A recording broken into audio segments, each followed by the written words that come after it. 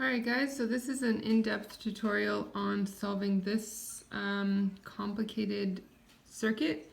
So what we're going to do to start is look at the circuit and see if there's anything that we can just simply start with.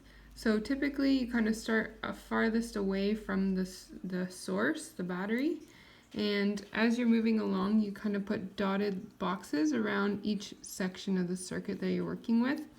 So I see immediately here that R3 and R4 are in series together. So I'm going to go ahead and find that equivalent resistance. So what we do is we call that R34 because I want to distinguish that that's different from just like the overall REQ. So I'm looking at R34. So they are in series together. So I'm just going to add them as they are. And R3 and R4 are both 30 ohms. It's nice that all of these resistors are going to be the same size, so we never have to remember. Okay, so R34 is a total of 60 ohms. So that would be like replacing R34 with one resistor that was 60 ohms in size. All right, so now that you have that resistance of 60 ohms, we can see that that 60 ohm resistor is in parallel because there's a junction here with R5. So we're gonna find I'm going to call it R345 for that equivalent resistance. And because R34 and R5 are in parallel, we have to add them in parallel.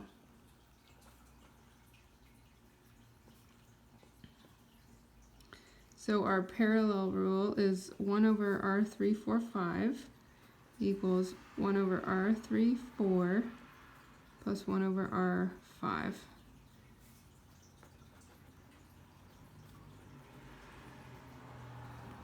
And we just found that equivalent resistance for R34. So I'm going to put 60 in for that.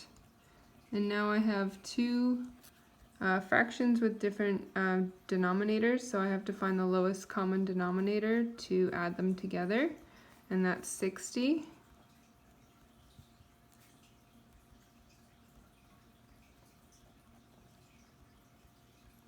So 1 over R345 is 3 over 60, and if we flip both sides,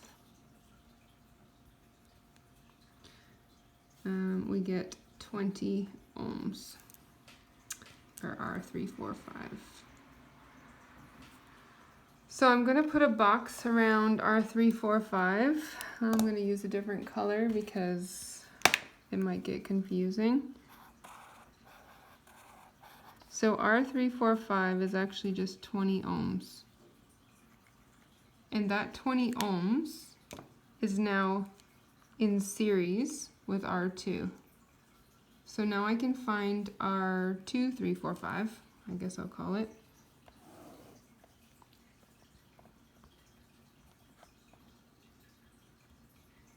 You kind of get lost in all these numbers, but they're just in series. So they just simply get added together. So it'd be R2 plus what we just found for R345.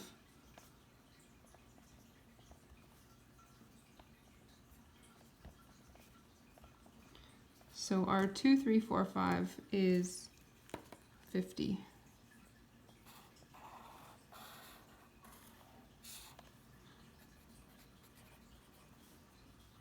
Okay. So we're making this circuit smaller and smaller.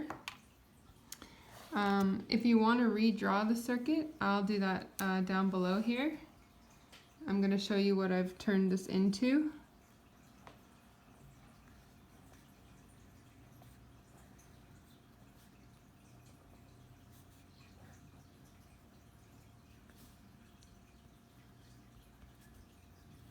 So essentially this giant circuit here, now that I've condensed all these resistors together using the rules, I've essentially made one resistor that has a resistance of 50 ohms.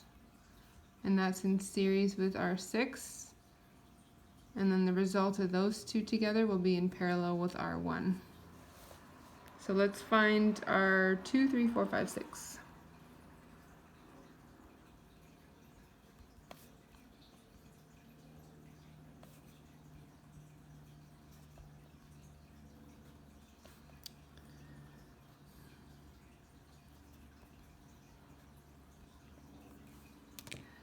So now I have this whole thing is equal to 80 ohms.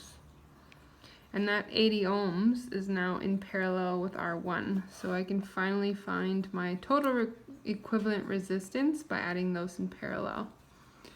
So I'll do that now.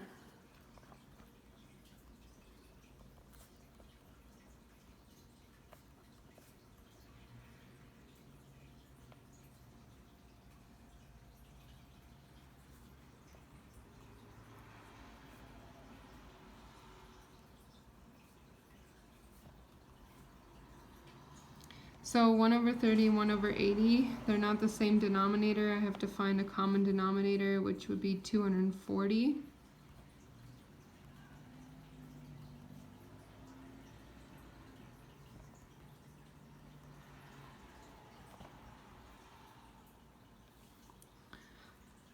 So yeah, to go from 30 to 240, I multiplied by 8. And to go from 80 to 240, I multiplied by 3. So I get 11 over 240, which is 1 over REQ, which means REQ is equal to 240 over 11, which is 21.8 ohms. And that's it.